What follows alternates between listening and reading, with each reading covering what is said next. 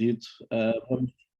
Vamos fazer aquilo que eu creio que aqui que se chama uma enquete. Então, eu pedi ao Pedro para mostrar, são umas perguntas que vocês vão responder. O resultado isto é anónimo, não vamos saber quem é que respondeu ou não, e vocês vão ter várias opções a escolher uma delas. Não é nada científico, nem tem nada a ver com nada muito grave, é apenas sondar num primeiro momento as nossas opiniões ou reações sobre algumas situações que eventualmente ou acontecem ou poderão acontecer, ok? Nós também não vamos discutir depois detalhadamente nada disso, apenas verem as perguntas e cliquem na opção que acha mais interessante. A única coisa que depois será bom de vermos é o número de respostas, como é que elas ficaram agrupadas, ok? Então Pedro Costa poderia propor as perguntas, é só clicar, não sei se tens mais alguma instrução, Pedro. Acho que o Pedro Costa está cá. Eu estou, mas elas não está a surgir. Deixa-me tentar outra vez. Não. Ela ficou gravada, mas aqui diz que não tem nenhuma, que tem que criar. E terias que fazer tudo de novo agora? Sim. Ele não me aparece. Aquilo que foi gravado não está aqui a surgir. Portanto, se entretanto fores falando depois, mal eu esteja, eu vais-te entretendo então com isso, certo? Ok, está bem. Então, vou partilhar aqui a minha tela para poderem ver os slides. Nós hoje, então, vamos ver aquele texto que ficou no meio daquele estudo, então, que nós tivemos a dar. Deixem-me só aqui ver se eu consigo tirar a minha imagem e partilhar os slides. Ótimo.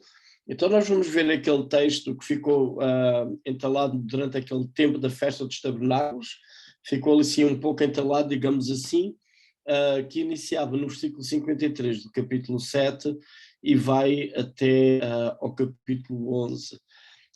Possivelmente a razão de ser que este texto aparece aqui, talvez para conciliar um pouco com o tema que Jesus mencionou neste contexto da festa dos tabernáculos, apesar deste episódio, logicamente, assemelha-se mais a não ter acontecido durante o tempo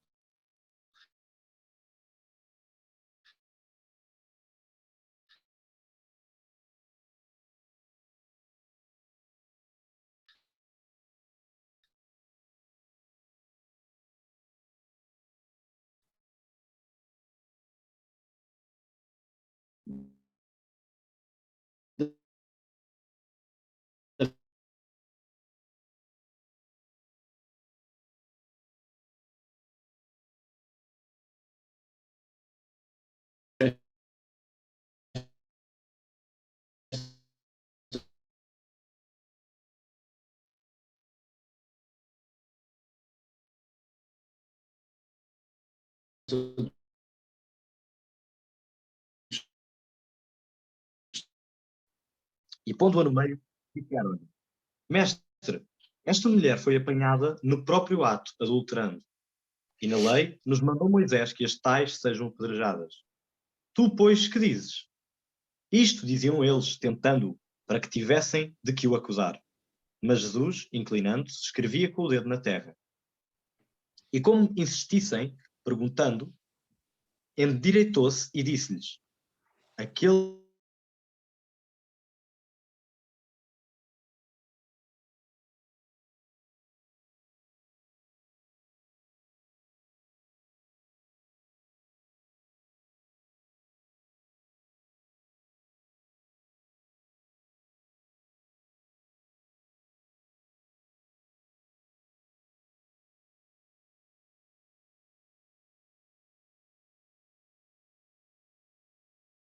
a estrutura que temos aqui do texto. Nós temos uma pequena introdução do versículo 53 até ao 8.2, 753 ao 8.2, é que nos vai localizar o que é que está a acontecer.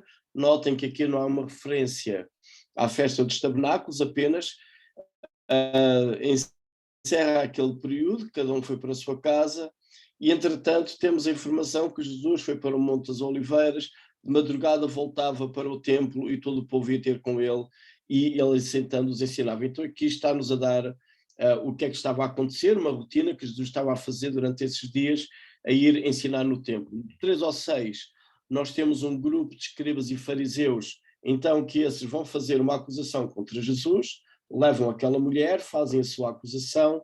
Depois temos, nos versículos 7 até ao 9, a resposta que Jesus dá a essas pessoas, e depois, do versículo 10 ao 11, então Jesus dirige-se à mulher. Fazendo algumas perguntas ao texto, então tem aqui uma imagem que tem o espaço, como seria o espaço ali do Monte do Templo, na época de Jesus. Atualmente a configuração é diferente, depois tem 2 mesquitas, tem o Domo da Rocha e tem uma outra mesquita de Omã. Então, mas a imagem está pequena, mas ainda há um arco em ruínas, há um arco que ainda se encontra hoje, que está aqui na imagem, e na zona onde tem ali aquele aqueduto é onde ainda existe o resto do Muro das Lamentações. Aquele pátio grande que nós temos ali, então, é um pátio onde, vou tentar apontar, este recinto aqui, então, do templo, há vários recintos, este recinto é bastante grande, depois tem a entrada do templo propriamente dito e tem aqui estes espaços, e o que acontecia por vezes era que rabinos tinham ali o seu próprio espaço para ensinar. Portanto, é muito provável que o que acontecia com Jesus era ter ali um espaço onde ele iria, ensinava e as pessoas reuniam-se à volta dele. O que é que nós temos aqui? Então nós temos, o versículo 2 indica-nos que Jesus estava a ensinar o povo, as pessoas iam cedo para o ouvir ensinar. Temos também um grupo que são os escribas e fariseus, que entram ali e se dirigem a Jesus. Então os escribas seriam pessoas que estudariam com muito cuidado a lei, seriam versados na lei, fariam parte também do grupo grande dos fariseus, e os fariseus, sim, já teriam uma tradição antiga, talvez na continuação de Neemias, um período durante os chamados 400 anos de silêncio, onde alguns grupos de judeus decidiram ser muito zelosos pelas questões da lei para que Deus se agradasse do seu povo e não voltasse a haver uma invasão. O livro de Macabeus, primeiro e segundo livro de Macabeus, que figuram nas edições católicas da Bíblia, narram um pouco essas lutas de famílias judias que tentam manter a independência e fazem algumas revoltas contra o opressor, os gregos, e depois também mais tarde com o Império Romano, quando já temos a narrativa dos Evangelhos. Há também outro personagem que é uma mulher que é acusada pelos fariseus, não temos o nome dela, e obviamente Jesus. E toda esta ação, ela decorre no templo, um lugar sagrado. Basicamente, o que é que nós temos? Então, esta mulher, ela é levada a Jesus enquanto ele ensina. A acusação é que ela foi apanhada em flagrante delito, digamos assim, foi apanhada em adultério. A resposta que Jesus dá, também de forma resumida, é que aquele que está sem pecado atira a primeira pedra, e todos acabam por se retirar, e depois Jesus não condena a mulher e antes diz para ela não pecar mais.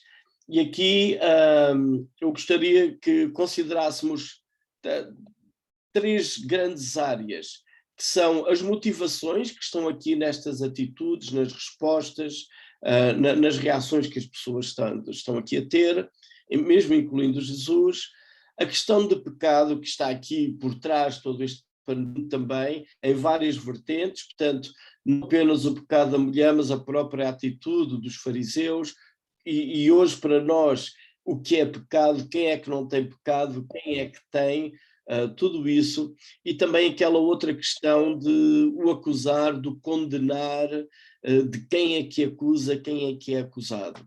Entretanto, eu também tive aqui a informação que o Pedro já tem aquele enquete pronto e fica bem não fica numa boa altura, porque agora vamos começar a analisar aqui as nossas motivações, assim vamos fazer o enquete rapidamente, só relembrar de novo que são perguntas, são anónimas, é escolher uma opção e a única coisa que nos vai interessar no fim é saber a percentagem, como é que funcionou para cada situação que vai ser colocada. Pedro, depois tu podes controlar o tempo conforme as respostas forem sendo dadas? Sim.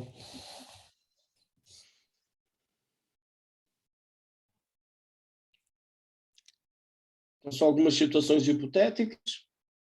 Primeiro sabemos uma situação do irmão na igreja tem inveja do outro, o que é que eu fazia? E tem ali 4 opções.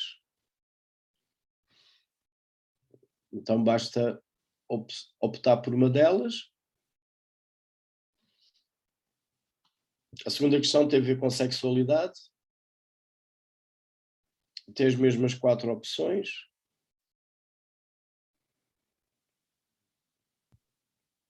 A terceira tem a ver com relacionamentos.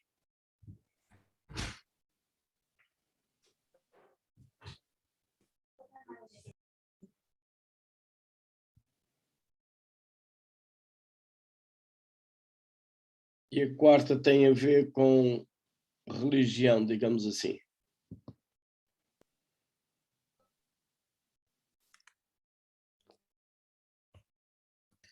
Só para recordar que é anónimo, nós não sabemos quem é que está a responder, nem da forma como está a responder.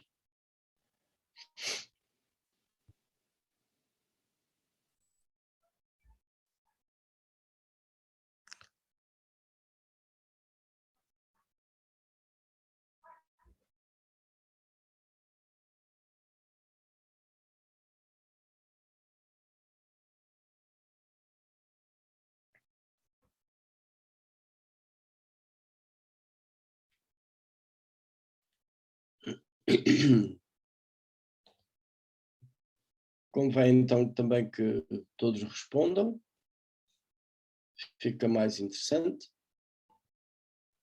Já respondi e já enviei.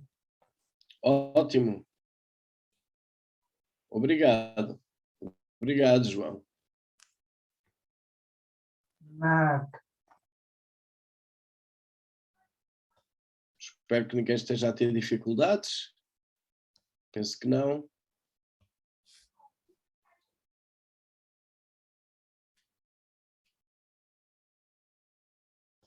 Falta 2 pessoas responder. Olha, uma pessoa que eu estudo acho que se recusa a responder. E o meu também não dá para responder, que são muito inquietos. É. Então são estes dois, Pedro. Não. Já houve Não. 15. Falta só mais um. Só mais um. Ok. Vamos lá então. Depois podes fazer assim uma síntese dos resultados, Pedro, das percentagens, por favor.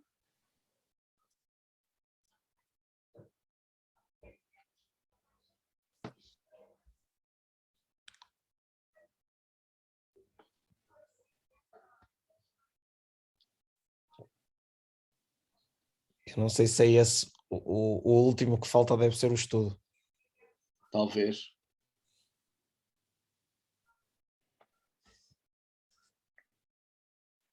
Portanto, se falta esse, está completo. Ora, a primeira pergunta, quando diz, vi um irmão com inveja do outro, o que eu fazia? Ora, 20% dizia que não fazia nada, 7% apresentava o caso na igreja e 73% ia falar com ele. Ninguém ia falar com o melhor amigo.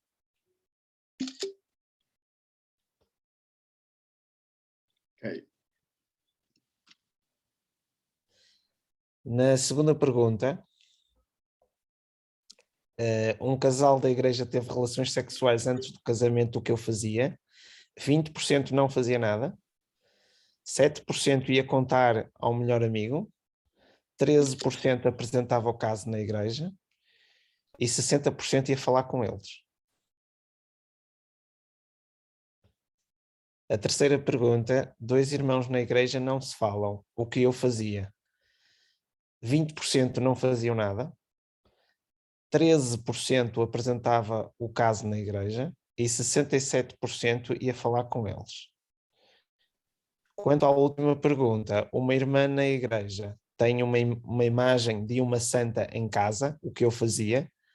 13% não fazia nada, 13% apresentava o caso na igreja e 73% ia falar com ela.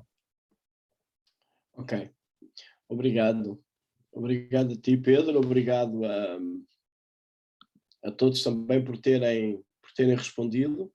Eu não sei se notaram, mas há uma espécie de um padrão em que a maioria aqui inclina-se para falar com as pessoas em causa. Portanto, são situações hipotéticas, mas se calhar vocês já foram confrontados na vossa vida, na vossa igreja, com situações destas.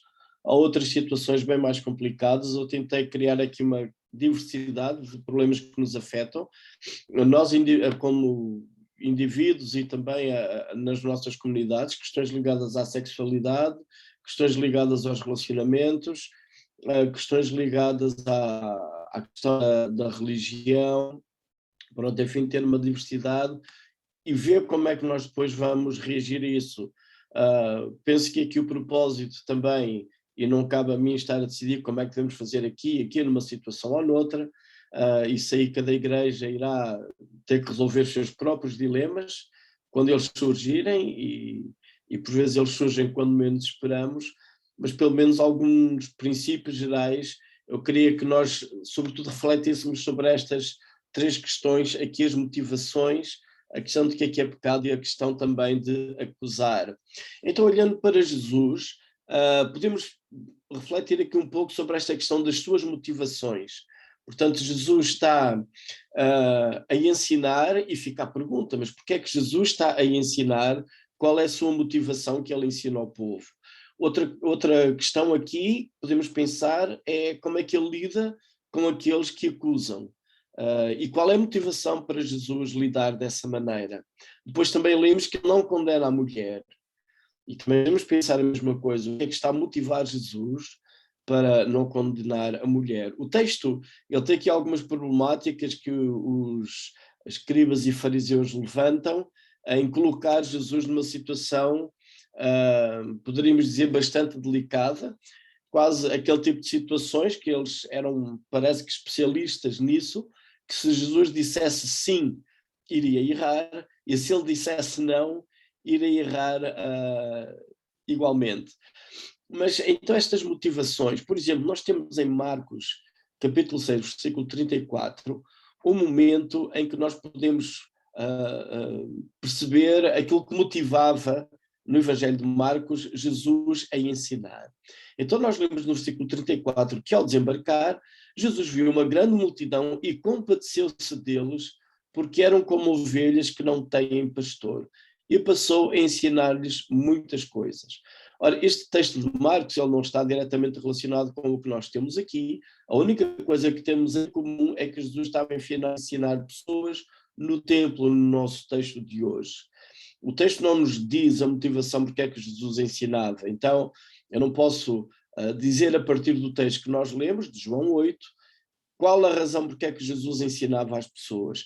Mas eu sei que em Marcos, pelo menos no relato que temos ali, uma das razões porque Jesus ensinava as pessoas, ensinava muitas coisas, é porque olhava para eles como ovelhas que não têm pastor e tinha compaixão delas.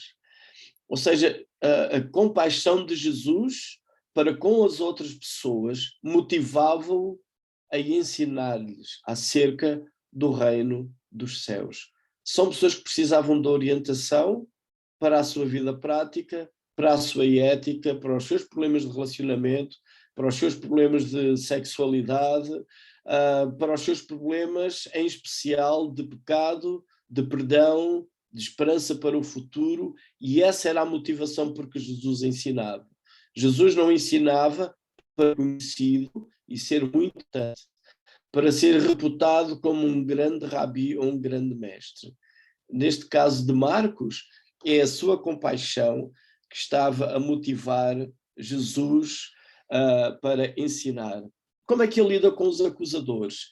Há dois momentos muito interessantes em que parece que Jesus é passivo. Ali a segunda parte do versículo 6, depois de eles fazerem a acusação, e notem a estratégia que eles têm, eu creio que estes escribas e fariseus planearam as coisas com algum detalhe. Então, eles levam a mulher, obrigam-na a ficar em pé, em frente a toda a gente, dizem o que é que aconteceu, citam a lei, dizendo qual era a questão que Moisés previa para estes casos, e depois, em vez de eles tentarem resolver o assunto por eles próprios, não é? Parece que eles têm toda a informação, no entanto eles não resolvem nada. Eles fazem uma pergunta a Jesus: tu, pois, que dizes? É muito possível que eles aqui já esperassem uma resposta passiva ou branda de Jesus. Ou seja, é que Jesus, se ele respondesse sim, façam conforme a lei de Moisés diz, que seria talvez uma das possibilidades que eles esperariam, essa ideia de compaixão de Jesus iria por água abaixo. Eles poderiam dizer, afinal o mestre não é tão compassivo ou bondoso como parece, ele aplica rigorosamente a lei. Mas a questão de pena de morte estava reservada ao Império Romano. Portanto, eles poderiam decidir internamente, mas o crime teria de ser aprovado por Roma. No entanto, se ele dissesse que não, ele iria contrariar Moisés. Ia ser um mestre que não iria assentar os seus princípios na lei. E a motivação de Jesus é interessante. Ele inclina-se, diz o fim do versículo 6, e escreve na terra com o dedo. Notem logo a seguir o versículo 7, é muito interessante porque parece que o tempo passa e espera-se uma reação de Jesus e não há reação. Ele apenas fica inclinado e escreve na terra com o dedo. Não temos nenhuma informação do que é que Jesus escreve. Mas o versículo 7 diz-nos que eles insistiram na pergunta. Eles não ficaram contentes com esta indiferença de Jesus. Como se insistissem na pergunta, então houve ali alguma tensão, então finalmente Jesus responde. Então fica a pergunta também porque é que Jesus fica assim passivo, e ele dá-lhes uma ordem, de facto. Ele responde e dá até uma ordem, isto no versículo 7, e depois de ele dar a ordem, volta ao mesmo estado de passividade aparente. Ele volta a inclinar-se e continua a escrever no chão. Então é interessante esta atitude de Jesus, parece que ele tem uma indiferença quando lhe colocam uma pergunta, e parece que ele também tem uma indiferença quando ele diz, matem-na. Ele não diz diretamente matem-na, não é? Mas ele diz, aquele que está sem pecado, seja o primeiro que atira a pedra. Então, e parece que há aqui alguma uma passividade de Jesus. Qual será a motivação, como é que ele lida com os seus acusadores? Mas também ele não condena a mulher. E ele, ao não condenar a mulher, ele não a condena também por quê? Qual é a motivação que leva a Jesus a não condenar a mulher? E sempre a questão, podemos nós pensar se Jesus estaria a agir bem ou estaria a agir mal. É interessante que na questão da motivação, pelo menos eu vejo aqui três situações. Jesus ensina por compaixão. Ele gosta das pessoas, ele ama as pessoas, quer-lhes dar direção, diretriz acerca do que é o reino dos céus, o que são os valores, a situação das pessoas como pecadores e que carecem de salvação. E isso é compaixão. Também notamos essa ideia de compaixão, por vezes, ao socorrer as pessoas em ações físicas, de milagres, de curas, diferentes situações. Esta questão de compaixão que Jesus tinha motiva-o no seu relacionamento com as pessoas. Mas também existe esta questão do amor. É interessante que ele vem precisamente para salvar, e o que ele diz a esta mulher é: vai e não peques mais. E o texto que nós vimos fala precisamente também nessa situação da questão de salvação e de amor, porque elas eram como ovelhas perdidas que não têm pastor. E então Jesus ensinava as pessoas. A sua atitude, digamos assim, também revela umas características interessantes. Primeiro, Jesus age com pedagogia, ele ensina. Ele, ao ter estas atitudes que parecem indiferença, ele está a ensinar. Ele está a ensinar que, afinal, as coisas não estão descontroladas. Era esperado, talvez, da parte dos escribas e dos fariseus, que Jesus ficasse descontrolado, ficasse um pouco aflito, porque se responder de uma maneira pode correr mal, se responder da outra poderá correr mal também de forma errada. No entanto, Jesus não diz para atirarem pedras apenas, no sentido de cumpram a lei, mas ele também não diz não, perdoem-na. É interessante que Jesus não vai por uma via nem por outra. Ele tem uma terceira via que, por sinal, também tem base na lei. No Antigo Testamento, então tem várias penalidades que seriam punidas com pena de morte. Há uma lista grande. E interessante que uma das regras era que as testemunhas seriam os primeiros a tirar a pedra para matar. Portanto, aqueles que presenciam a pessoa a cometer um crime, neste caso de idolatria ou qualquer outro crime passível da pena de morte por apedrejamento, essas testemunhas seriam os primeiros a cometer, então, a tirar a primeira pedra. E entretanto que Jesus, ao aplicar a lei, ao dizer atirem a primeira pedra, mas ele não vai dizer as testemunhas que atirem a primeira pedra. O que ele vai dizer é aquele que está sem pecado, atira a primeira pedra. E aqui a resposta de Jesus à pedagogia. Ele está a ensinar uma coisa. E está a ensinar àquelas pessoas que todos eles, no fim das contas, são tão pecadores como aquela mulher que eles estão a acusar. Então, há sabedoria na forma como Jesus responde, há autocontrole e há pedagogia. Então, temos aqui algumas características de Jesus, talvez vocês podem colocar mais. Eu optei apenas por ter 3 de cada lado, mas poderíamos pôr 4, 5 e tentar discernir mais.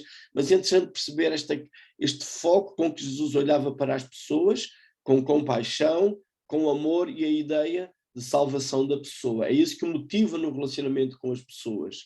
E essa forma ele ensina, ele controla-se, ele não faz as coisas descontrolado, nem à pressa, nem no calor da sua própria emoção, e ele age com sabedoria.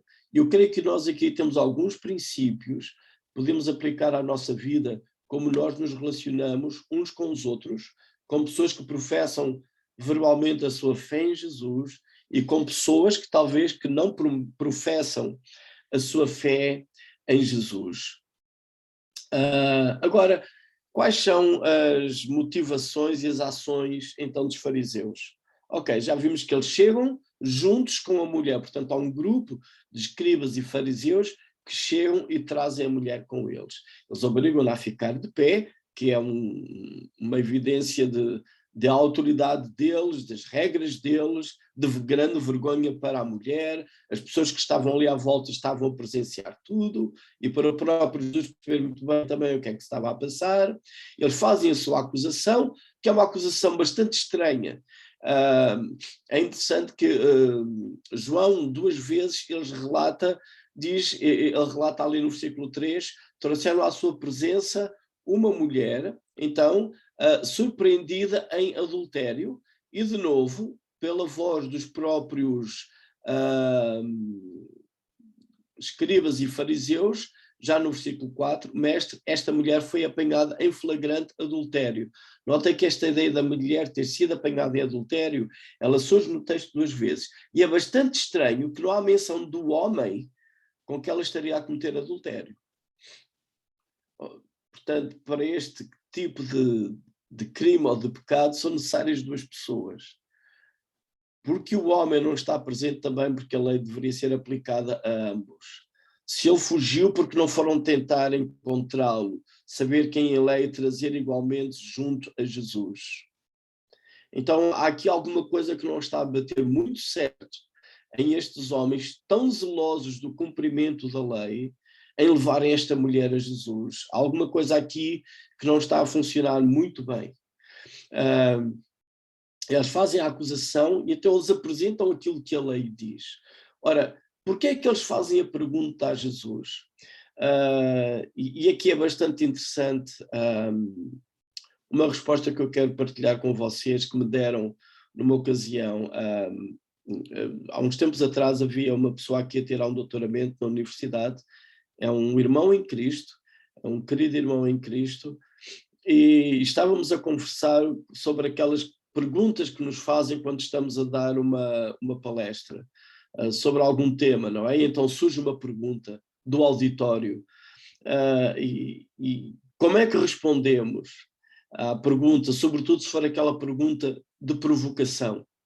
E então ele disse que uma das coisas que ele tinha aprendido com o professor dele, rapidamente, tinha que perceber se a pergunta é de alguém que realmente quer saber, ou se a pergunta é apenas de alguém que quer provocar. E se alguém queria saber, então explicava-se como é que a coisa funcionava. Quando a pergunta era de provocação, basicamente o que ele procurava fazer, olha, se fosse o teu caso, como é que tu agirias? É devolver a pergunta para quem a faz. Eu achei bastante interessante essa resposta. Aqui Jesus não faz nova pergunta para eles, mas notem que esta pergunta ela é feita não porque eles querem realmente saber o que é que Jesus faria. Eles não querem aprender com Jesus. Não é uma pergunta de tentar perceber o raciocínio de Jesus ou qualquer outra coisa.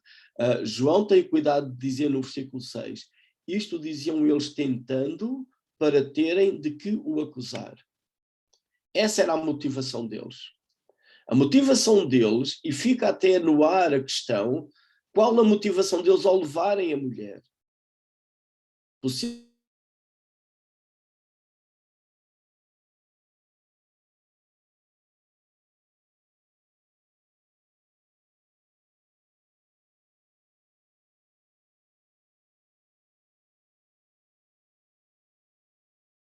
Então, percebemos a razão de ser das perguntas que nos fazem. Neste caso, Jesus parece que age com alguma passividade. E então, diz o versículo 7 que eles insistem na questão, eles querem realmente provocar a situação. E depois temos uma outra situação muito interessante da parte deles, que é, eles retiram-se. Eu acho interessante como João escreve, parece que eles se retiram por idades, começando dos mais velhos até todos saírem. E fica de novo a questão, o que é que os levou a ir embora? Se eles estavam tão seguros das suas afirmações, se eles conheciam a lei de Moisés, se não havia nenhuma dúvida para o caso que ele estava a apresentar diante de Jesus, que realmente era uma transgressão que merecia a pena de morte, segundo o seu entendimento, porque é que de repente, diante de uma simples afirmação de Jesus que concordava com as Escrituras, porque é que eles se retiram? E de novo eu queria que olhássemos para o texto e notem a forma como João escreve. Foram-se retirando um por um, a começar pelos mais velhos até aos últimos. Dá a ideia que não foi olha, vamos desistir do caso e vamos embora. Dá a ideia que não foi isso. Dá a ideia que há ali um momento de silêncio. Até que um dos mais velhos, mais experientes, vai embora. A seguir vai outro. Eu gostaria de saber exatamente quanto tempo levou a eles entrarem juntamente com a mulher e fazerem a acusação, se pudéssemos ter um cronómetro e presenciar isso, e quanto tempo levou eles a saírem. Começando pelos mais velhos até irem todos. E isto mostra as motivações.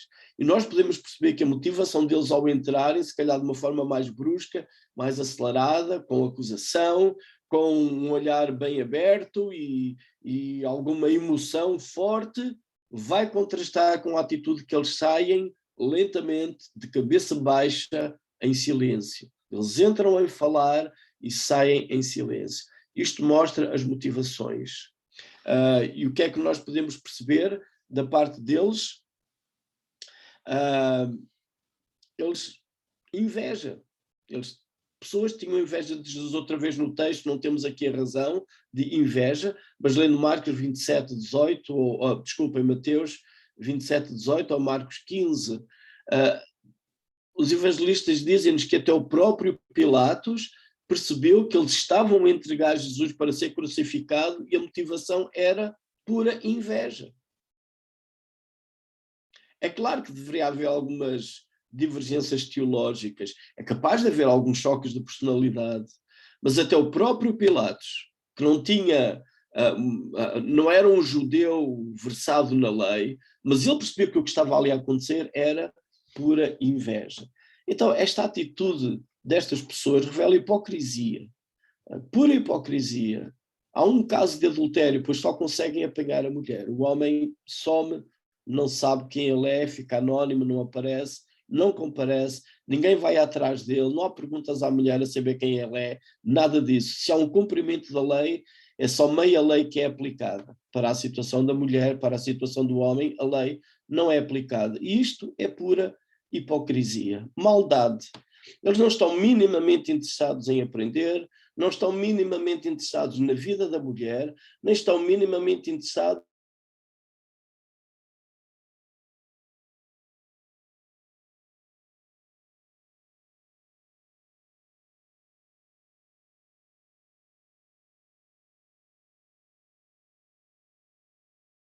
No entanto, quando eles saem, dá a ideia que os motiva a sair é pura culpa também. Se eles entram com uma convicção tão grande de que a mulher e Jesus são culpados, a mulher de ter cometido adultério e Jesus de ser um mestre que estava a incomodá-los gravemente, portanto, merecia ter alguma espécie de punição. No entanto, o contraste acontece e no fim quem sai, quem se retira e quem é o culpado nesta narrativa toda são eles.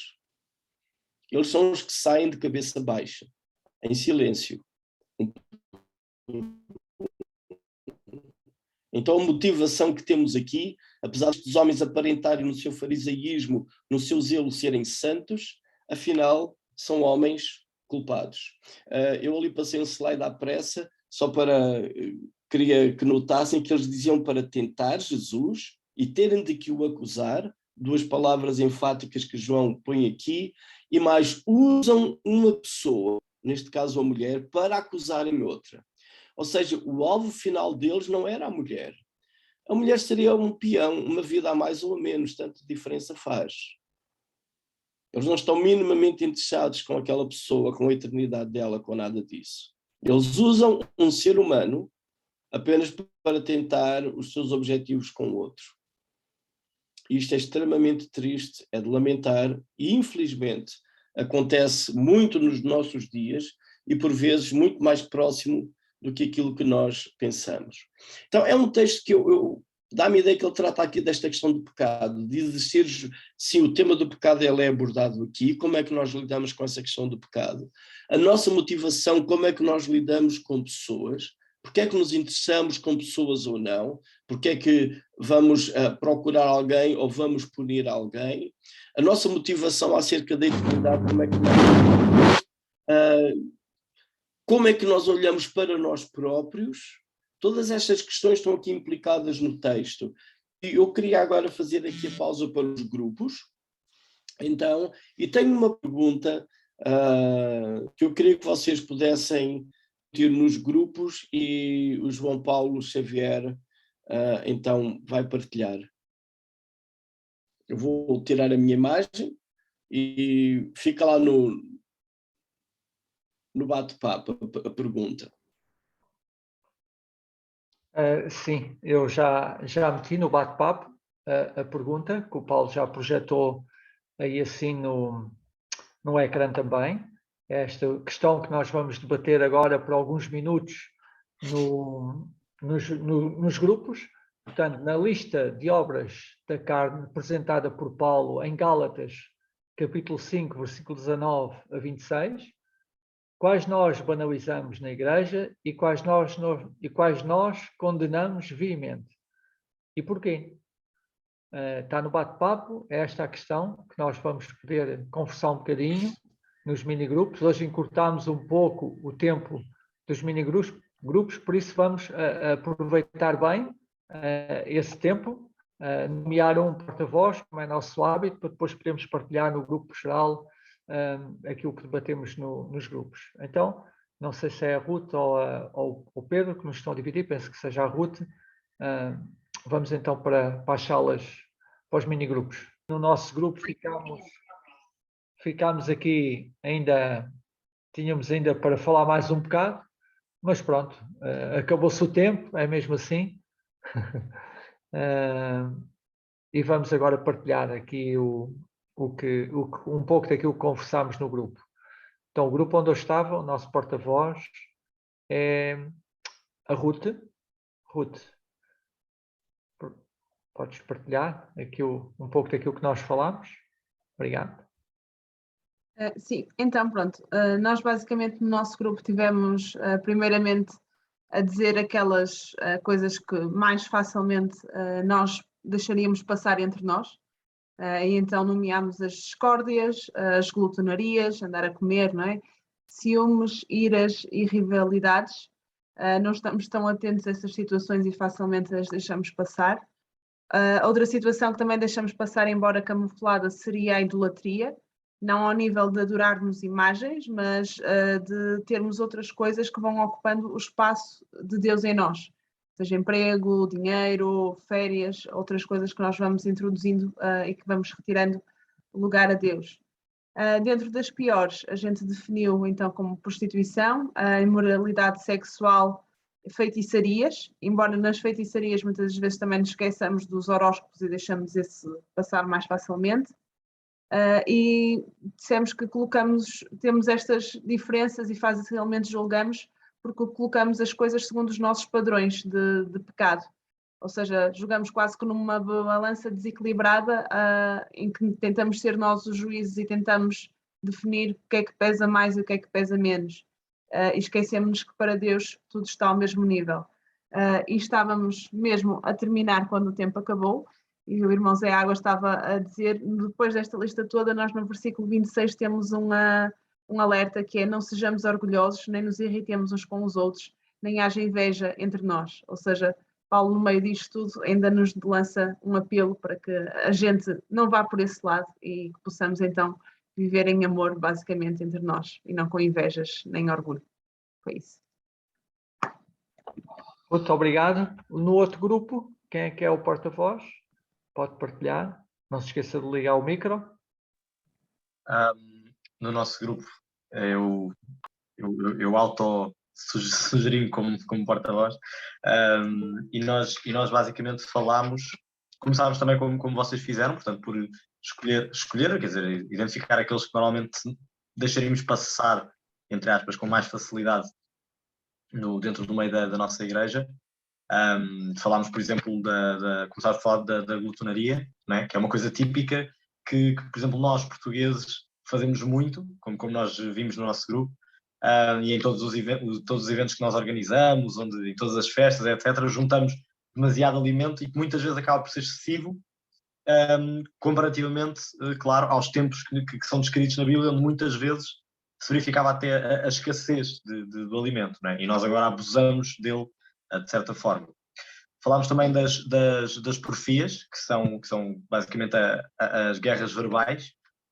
Portanto, quando entramos em discussão, aquilo que nós chamamos de bate-boca, não é? Quando discutimos e quando há muitas vezes insultos, enfim, tudo isso. Falámos das inimizades, das iras, das invejas, que são, no fundo, pequenas coisas, entre aspas, que nós muitas vezes ignoramos, porque é algo que num contexto assim de sociedade que é considerado normal de existir, inimizades, tudo isso, mas que na verdade nós cristãos devemos saber que todas estas coisas têm o mesmo peso pecaminoso, digamos assim, que todas as outras. Portanto, quer isto dizer que as inimizades, que é algo que à vista de toda a gente parece ser algo tão normal, para Deus é algo tão mau e tão pecaminoso como, por exemplo, a prostituição ou qualquer uma das outras coisas que é descrita como sendo um pecado, não é? E depois no final, antes de regressarmos aqui aos grupos, surgiu uma pergunta relacionada à idolatria, que não teve tempo para ser respondida, mas eu, entretanto, estive aqui a pensar e enfim, fui pesquisar, não sei o quê, que tinha exatamente a ver com a idolatria e, como também já foi dito no vosso grupo, foi perguntado porque é que a idolatria estaria aqui nas obras da carne. mas também já foi respondido que é exatamente porque é idolatria não necessariamente a outros deuses ou a imagens, mas sim ao ato de prestar culto a ídolos. Portanto, dar atributos de divino a qualquer objeto, coisa ou pessoa, como se fossem Deus, digamos assim, e adorá-los. Portanto, não precisa necessariamente ser uma imagem ou enfim, seja o que for, pode ser, por exemplo, às vezes uma figura pública, digamos assim, alguém que nós gostemos muito ou que nos identificamos muito e tornamos colocamos aquela pessoa a um nível quase como se fosse, enfim, quase como se fosse Deus, não é? E isso, obviamente, é a idolatria a que se refere aqui, é obviamente um pecado também condenado por Deus, obviamente. Ok, obrigado, Duarte. Obrigado aos grupos. Tínhamos só 2 grupos, não era, Ruth? Acho que era. Yeah. Ok. Então, vou passar novamente aqui ao Paulo Oliveira para ele poder consolidar e fazer uma conclusão alargada, ou não sei, ele é que sabe. Olá, Paulo. Ok, e quanto tempo ainda tenho para não me desorganizar aqui? Então, tens para aí uns 20 minutos, minutos, não estou em erro, Okay. mais ou menos. Ok, obrigado. Olha, eu acho que foram boas observações que fizeram e eu notar que muitos destes pecados toleráveis são fruto do nosso tempo, são questões culturais. E nós, sem sabermos, nós absorvemos isso e deixamos-nos influenciar por uma série de coisas. Seria impensável nós termos alguém daquela lista do versículo 19, pecados relacionados à sexualidade, seria impensável nós termos alguém a estar assim, andar livremente na igreja, se bem que agora até isso mesmo já tem estado a mudar, não é? Seremos capazes de condenar ali a questão da prostituição, mas temos outros problemas ligados à sexualidade, já começam a ser tolerados na igreja por causa dessa mudança cultural. Mas a questão como foi dito também, dos relacionamentos, quando começa nas inimizades, não é? Ou, por exemplo, seria impensável termos um feiticeiro numa igreja. Se ele aparecesse lá seria visita, não é? Eu acho que iria ser muito complicado. Mas haver pessoas que se iram ao discórdias, dissensões, igrejas que têm 2 ou 3 grupos, às vezes que se resumem a tensões entre famílias, coisas assim, isso é muito mais comum de se viver e causam danos também bastante grandes à igreja. É interessante que aqui no fim, eu mencionei isso no meu grupo, queria mencionar aqui que no fim do versículo 21, Paulo diz: não herdarão o reino de Deus os que tais coisas praticam. Ou seja, não é por causa de nós não valorizarmos estas questões que Deus deixa de desvalorizar, ou que Deus passa a desvalorizar também, quero eu dizer. Nós podemos dizer que 2 irmãos que não se falam na igreja, isso é coisas dos homens. Mas devemos levar este texto mais a sério. Também há um contraste que Paulo aqui estabelece, que depois no versículo 22 adiante ele tem o contraste.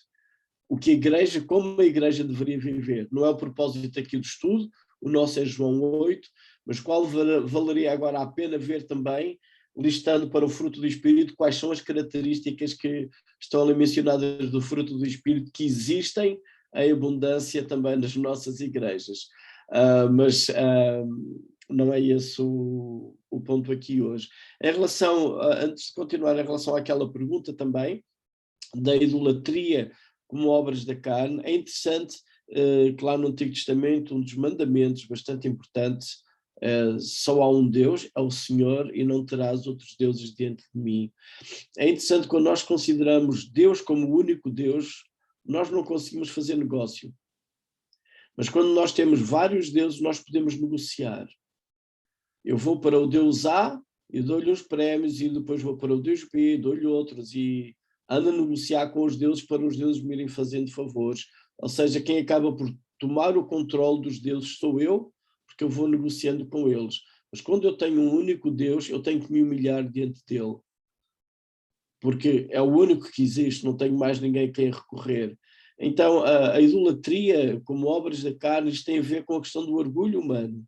porque a questão de haver vários deuses e várias divindades não reconhece pecado no ser humano. Apenas um ser a quem eu vou adorar, vou-lhe fazer uma promessa, ele faz-me o que eu quero, eu dou-lhe o que eu tinha prometido. Não tem nada a ver com a minha consciência, não tem nada a ver com o meu pecado, não há necessidade de eu me arrepender e muito menos a necessidade de eu mudar o meu caráter. A única coisa que eu tenho que fazer com a idolatria é prometer o que eu disse que dava, se o Deus me der. Porque se o Deus não me der, eu não lhe dou nada também. Azar para esse Deus. Mas quando temos um único Deus, nós não temos hipótese de negócio. Não podemos.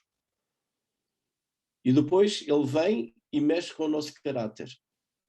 Com estas questões das obras da carne que acabámos agora de ler. Nas diferentes áreas de sexualidade, relacionamentos, etc. Então, por isso, a questão da idolatria, porque acaba por ser uma revolta contra o conceito de um único Deus com quem nós nos temos que submeter. E este também era o problema aqui do nosso texto de João 8, e vamos voltar agora então para este texto de João 8. Tentar pôr aqui os slides de novo.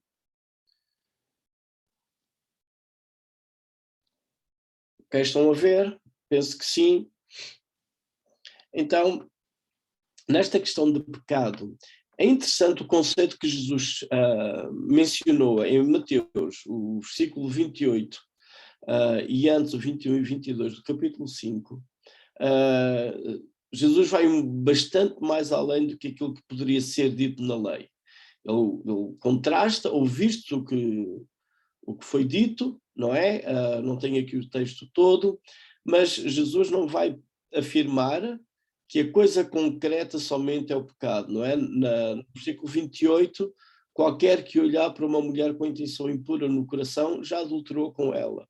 Então, se nós perguntarmos nesta questão do adultério, e talvez é interessante pensarmos nestes fariseus, que todos eles estavam comprometidos com o pecado de que estavam a acusar a mulher. E depois temos também na questão dos relacionamentos, em Mateus 21, não matarás, mas nós não matamos, mas ficamos irados, fazemos insultos, chamamos tolo, e é interessante as penalidades que Jesus menciona. Então, é interessante aqui que Jesus não está apenas a olhar para a coisa concretizada, mas tudo aquilo que por vezes circula na nossa própria mente. E fica aqui a pergunta, como é que nós lidamos com esta questão de pecado? E há pelo menos que considerássemos ali algumas áreas, aquilo que é o privado, poderá ser o privado meu ou o privado do outro, e esse privado tem que ter uma ressalva, porque com Deus não há essa dimensão de pecado privado, não é? Ele conhece muito bem cada um de nós. Depois, como é que lidamos quando a questão é pública? Como é que isso é tratado? E as consequências que daí vêm lá no grupo estavam a dizer que há aqueles pecados que a própria sociedade condena, como o homicídio, não é? Também quando a questão mete o coletivo, e quando pensamos naquela questão das dissensões, das fações, isso pode acontecer, são grupos, não é uma pessoa apenas, mas são dois grupos, por exemplo, dentro de uma igreja que ficam rivais, ou na questão do individual. Como é que nós olhamos para tudo isso? Como é que nós tratamos essas situações sem cair no mesmo erro de hipocrisia que estes escribas e fariseus tinham quando foram levar a mulher? Notem que eles foram hipócritas porque só levaram a mulher, não levaram o indivíduo com quem ela estava, e foram igualmente hipócritas porque todos eles eram culpados do mesmo pecado que estavam a acusá-la. Então, eles acabaram por cometer vários pecados nesta ação ao tentarem ser zelosos. Foram hipócritas, cometeram o pecado de hipocrisia, cometeram o pecado de inveja contra Jesus e ainda por cima confirmaram o seu pecado na mesma área de adultério em que afirmaram que ela tinha sido apanhada. Mateus 18, 15, é também interessante aquilo que Jesus nos ensina. Se o teu irmão pecar, vai e argula entre ti e ele só. Se te ouvir, ganhaste o teu irmão. Depois o texto continua com outras situações. Mas interessante esta primeira situação é se eu sei de alguma coisa na vida de alguém, o primeiro passo é ir ter com aquela pessoa, falar com ela. E por vezes nós não fazemos isso. Não fazemos isso, há várias razões, mas realmente devemos pensar como agir com alguém que sabemos que está a passar um problema, está a errar em alguma área. E notem que o que motiva aqui, o que nos deveria motivar, deveria ser a mesma motivação que levou Jesus a lidar com esta mulher e a lidar com os próprios acusadores dele. Porque eles estavam a acusá-lo indiretamente de ele ser falso ou injusto ou hipócrita também. Depois temos também em Gálatas 6:1, se alguém for surpreendido em alguma falta, vós que sois espirituais, corrigiu com espírito de brandura. E em especial, duas questões que temos aqui. O espírito de brandura, ser brando, portanto a ideia não é dizer umas verdades certas àquela pessoa, isso não é espírito de brandura. Há um texto em Provérbios que diz que como maçã de ouro em salva de prata, assim é a palavra dita a seu tempo. A ideia de chegar ao pé de alguém e corrigir com espírito de brandura não é dizer uma porção de coisas que eu sei e que ele errou. A ideia é construir de maneira que aquela pessoa seja edificada em Cristo e cresça em Cristo, que produza bom resultado. E depois tem uma segunda questão que reverte para quem vai dar essa orientação. Guarda-te para que não sejas também tentado. Ou seja, o problema que tínhamos aqui neste caso de João 8 é que aqueles homens estavam a acusar alguém daquilo que eles próprios faziam. E nós, ao irmos corrigir alguém, temos que ter na mente que podemos estar a correr o risco de estar a criticar ou a acusar alguém daquilo que nós próprios fazemos e somos cegos, ou daquilo que nós próprios estamos sujeitos a cair. Ou então, estamos tão orgulhosos que achamos que nunca vamos fazer tal coisa. E, de facto, será difícil podemos afirmar isso. Depois, vem aqui algo que cumpre o grande mandamento do amor. Levai as cargas uns dos outros. E é interessante que este levai as cargas uns dos outros vem no seguimento de corrigir alguém nas suas dificuldades, por isso está a ser surpreendido em alguma falta. São atitudes de amor para com alguém que errou e a chegar ao pé da pessoa, ajudá-lo a erguer-se, ajudá-lo a levantar-se com amor e com compaixão. Então a acusação, o que é que eles fizeram? Acusaram a mulher. Eles queriam igualmente acusar Jesus. No entanto, se olharmos para o texto com cuidado, os acusados efetivamente ali, e esta é uma das ironias que nós podemos ver, encontrar por vezes no Evangelho de João, a forma como ele próprio vai construindo o texto da narrativa, onde notar que quem acaba por ser ali efetivamente acusado são eles.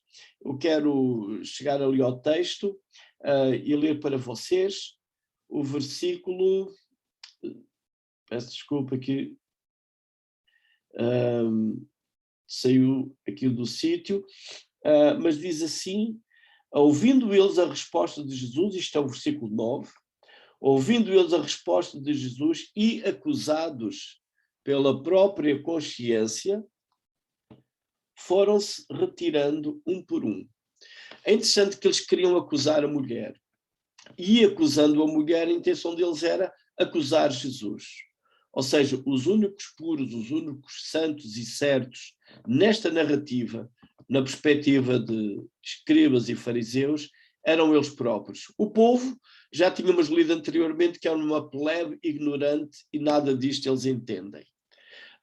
A mulher era mais uma que queria ser acusada. E Jesus era um estorvo, que eles tinham inveja, portanto ele também não devia ser boa pessoa. Os únicos puros e corretos ali seriam eles.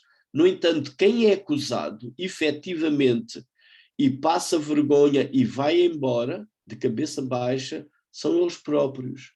Não é a mulher que os acusa, nem é Jesus que os acusa. Mas João tem cuidado de nos dizer que eles, pela acusados pela própria consciência. Eu acho fantástica a forma como João vai mostrando realmente o que é esta ideia que Jesus veio para que nós crescêssemos nele e pudéssemos ter vida eterna. Ficarmos libertos desta questão de culpas, de ódios, de invejas, de hipocrisias. E isto tudo, todo este pacote é o pecado que nos separa de Deus. O reino de Deus, por outro lado, domina o tema do amor. Eu vi que caiu aqui, entretanto, uma pergunta no bate-papo, que era a questão do que é definição, não é? Uma definição de pecado. E é meio complicado de dar, podia-se dar uma ideia muito simples, às vezes tenta-se definir pecado como errar o alvo, pode ser vago, porque é apenas não fazer o que seria esperado fazer. Ou seja, cada vez que eu faço alguma coisa, por mais branda que seja, que não cabe dentro dos propósitos divinos, eu estou a pecar.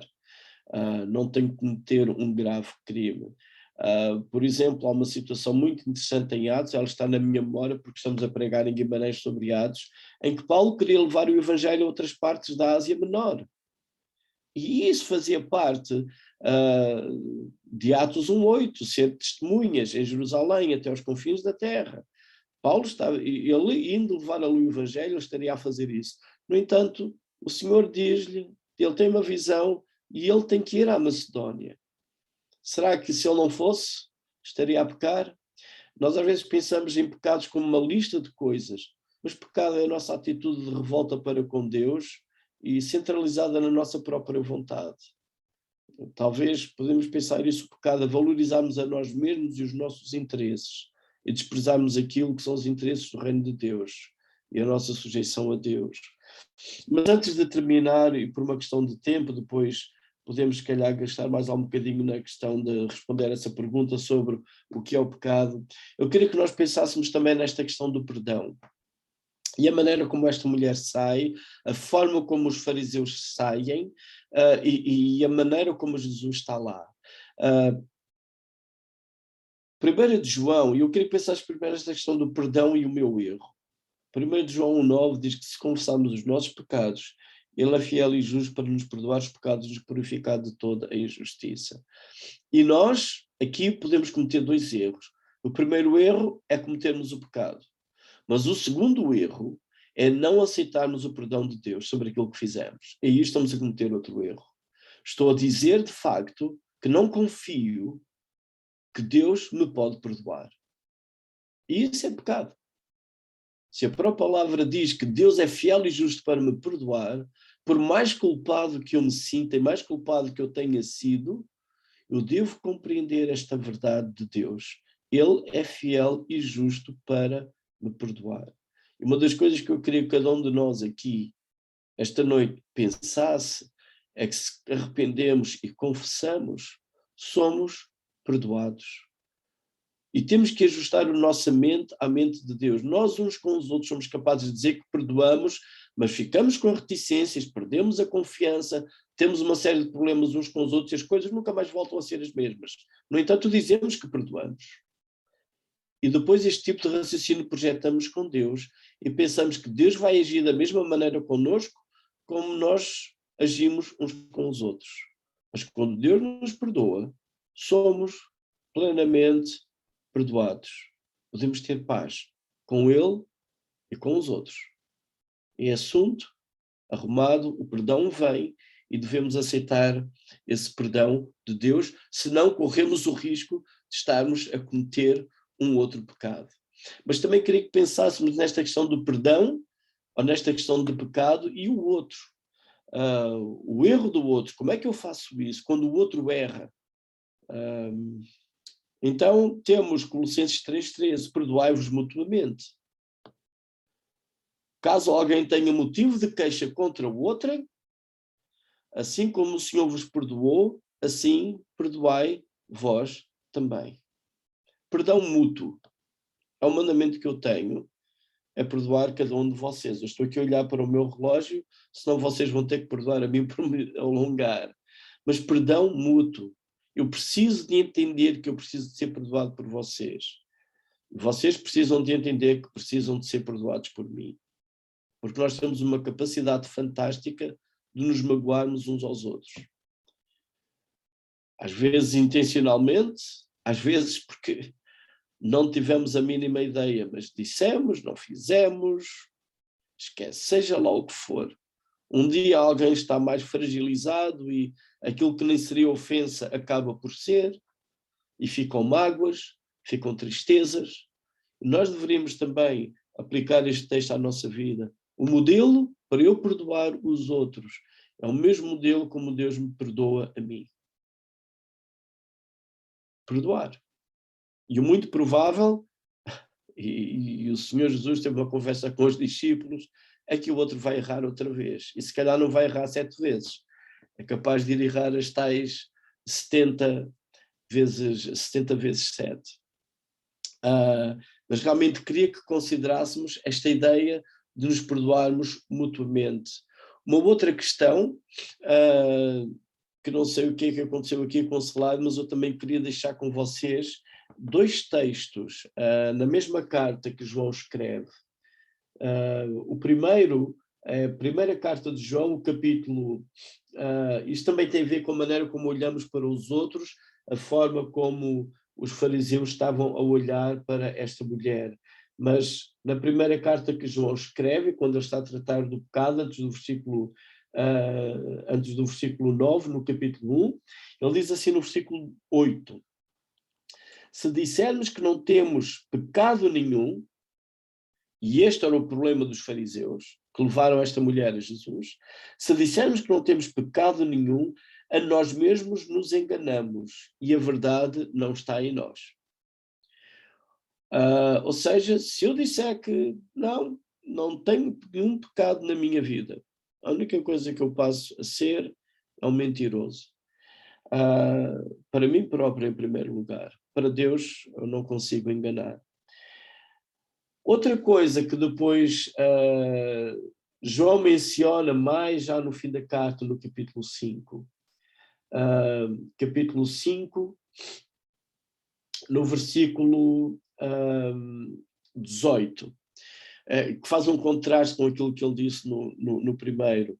Mas antes do primeiro eu quero partilhar convosco rapidamente uma coisa que foi uma luta na minha vida e causou-me alguns problemas no meu relacionamento comigo próprio, com os meus irmãos da igreja, com o meu relacionamento com Deus.